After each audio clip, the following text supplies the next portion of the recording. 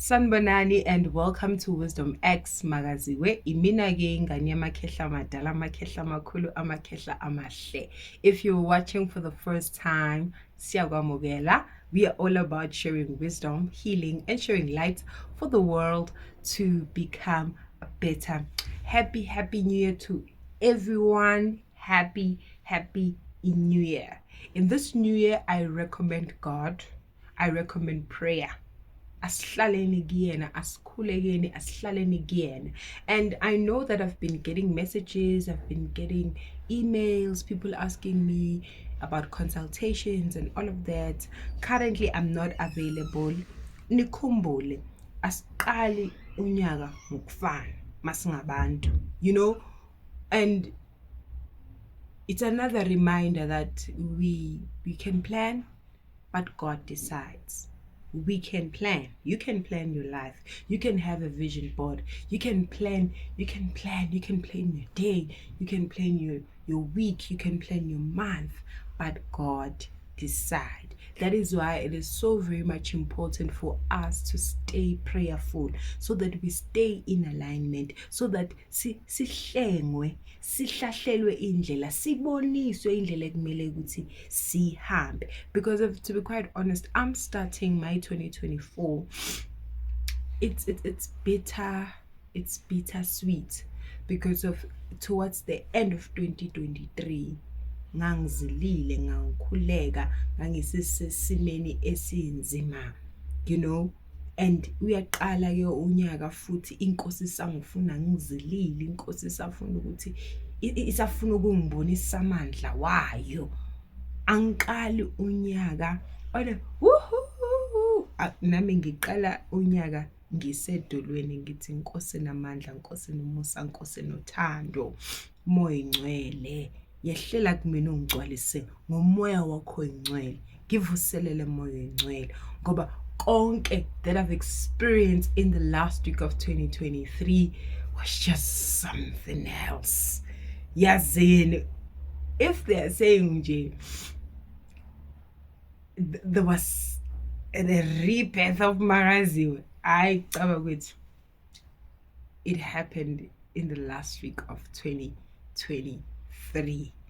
Ngivale early last year, ngisazovula late this year because of a situation in Guyana. But people should not worry. I am available on WhatsApp though, but I'm not going to be having video calls for now, I'll tell you.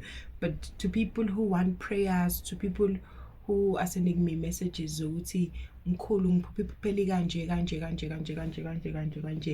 I will respond to those texts because of I have started working, but not working, I'm fully back in prayer, but I'm a prayer request. People who are asking for prayers, I definitely give them that, So let's get into it. I recommend God and I recommend prayer in your life in 2024.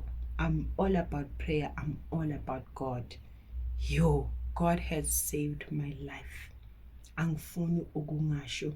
Singene enyakeni omusha, izimo zethu azifani. Some of us singene enyakeni omusha siyancwaba. Some of us singene enyakeni omusha into zethu zihamba kahle, sithenga imoto, singene emizini emisha. Akufanani. Our journeys are not the same. Akufanani. And when bad things happen to you, you start now questioning yourself ukuthi hayibo, why this thing happened? Why uNkulunkulu engilondile kodwa ekugcineni kwagcinekala sekuhlephuka the way kuhlephuke ngakhona. But when I'm sitting down and praying and venting to God about my situation, God is just like, I was with you from day one and I am still with you up until this day. Things might have happened the way they've happened, but at the end of the day, I've made that decision and you need to trust my decision.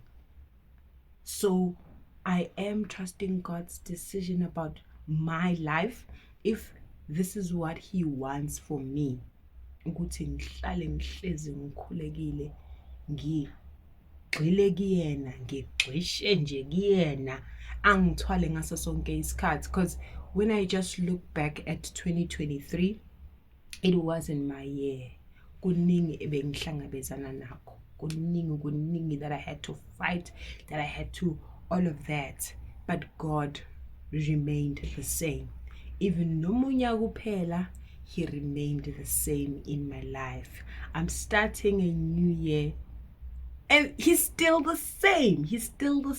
And the most beautiful thing, angenzele yona utheni, yes, you will go through the high waters, you will go through storms, you will go through fire, mtanami, you will feel the fire, but I will still be waiting for you on the other side. And wangimela, wangilinda. Ayikho into engiyiphakamisayo, ngiphakamisa nje ini ukubonga. Ngiyabonga njengoba ngimela, ngigcwele ukubonga ukuthi ngubonile lo nyaka, kukhona abangawubonanga. Ngiyabonga Nkosi yokulunga, ngibonga nje ukuthi inyama yami isahlangana nomphefumulo wami, yiyo into engiyibongayo. Ngiyabonga. Umsebenzi wami wokuphilisa abantu, wokuphakamisa abantu ukuthi abantu mabakhuleke, ungabuke kulula. Yebo ulula, kulula nje ukutshela abantu ngomvelo enqangi, kulula, kumnandi futhi, kodwa inkinga ukuthi you will always be followed by tests, you will always be followed by negative energy. Izamanje ikuhlukumeza, but because of God is the same every day, all day, then that keeps me sane, then that keeps me happy, because of lo mina engimkhulekayo, ungigcina ngisemandleni. Yazi ngithe noma ngisebunzimeni, because of what I've went through in the last week of 2023. That one just need a story time, ukuthi yini into eyangenza ukuthi ngivale last day, ngithi abantu I'm not coming to the party. I'm not praying. I am not doing this. I am not doing that. Some people who have met me, they saw that I was pregnant. So the pregnancy went so well. Everything went, but I had signs, I had signals, I had there are people who are just saying losses umbonisa. Njengoba ngisashona namhlanje ukuthi it could have been me, but God said no, let it be the child and not you, because of you still have a long journey to go, and you still need to work for me. I can't lose you, so ukugcina nje impilo yami, yes man, that's why ngisho ukuthi khona into ayivusile kumina. I realized that I'm special. I realized that there is so much more. He could have just angisuse nje emehlweni wabantu, kodwa nje uvele wathi cha, hayi manje.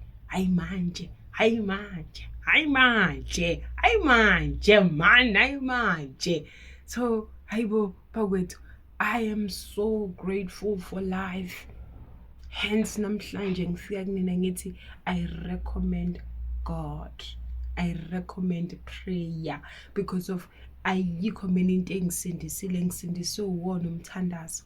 Because of even when I was going through fire, I was saying Nkosi ngisize.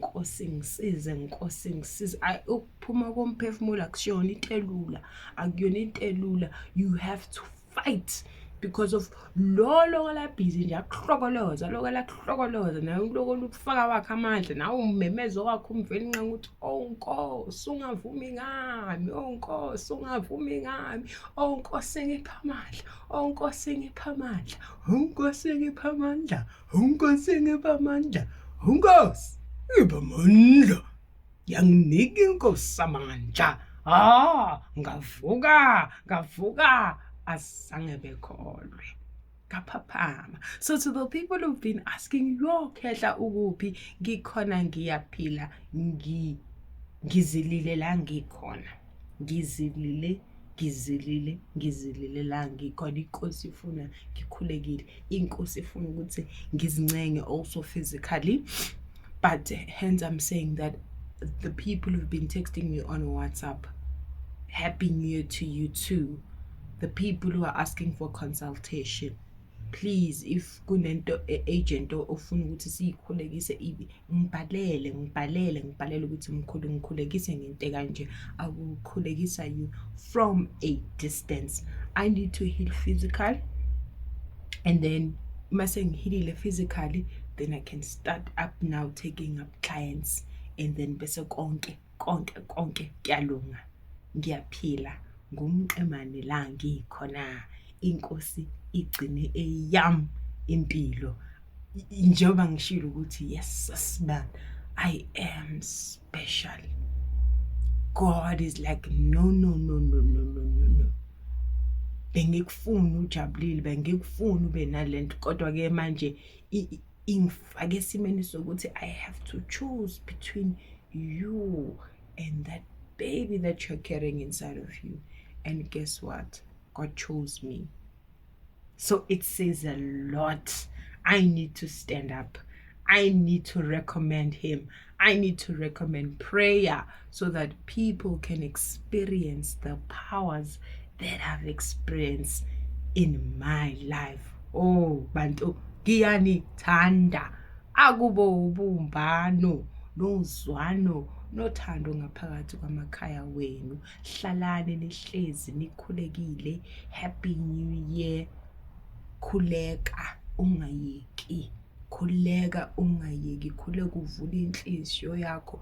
Khuleka uyinikezela. Khuleka umemeza. Khuleka umethembe. Khuleka umazi ukuthi umi nawe ngaso sonke isikhathi. Umegcine mina.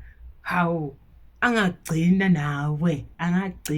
nawe nje. Khuluma naye, tshela yena zonke izinhlungu zakho bese kuba uyena okuhlahlela indlela bese kuba uyena okubonisayo ukuthi oh lo bekazama ukukhetha.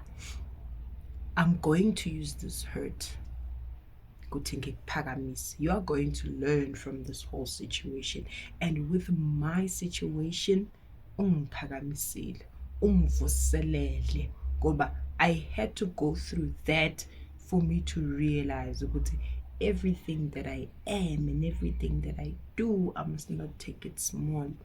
Actually, I need to push and push and push harder and just nginqobe nje nginqobe lempi nginqobe konke engithunyelwe kona emhlabeni ukuthi ngizokunqoba. Akavumanga ngami akasoze avuma ngawe. Ngiyacela mbize njalo uthi yebo Nkosi, ngiyakthanda. Hallelujah.